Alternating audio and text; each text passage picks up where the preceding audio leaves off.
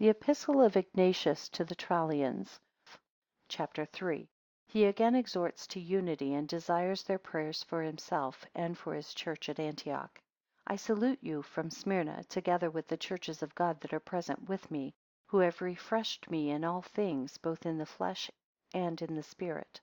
My bonds which I carry about me for the sake of Christ, beseeching him that I might attain unto God, exhort you that you continue in concord among yourselves, and in prayer with one another.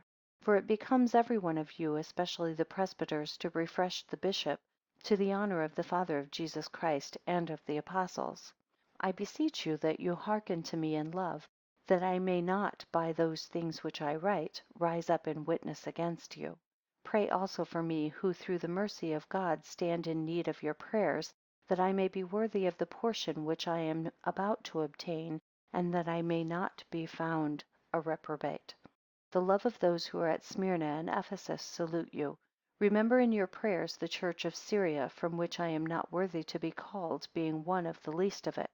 Fare ye well in Jesus Christ, being subject to your bishop, as to the command of God, and so likewise to the presbytery.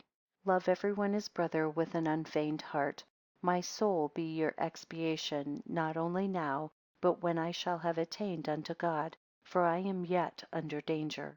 But the Father is faithful in Jesus Christ to fulfill both mine and your petition, in whom may ye be found unblameable.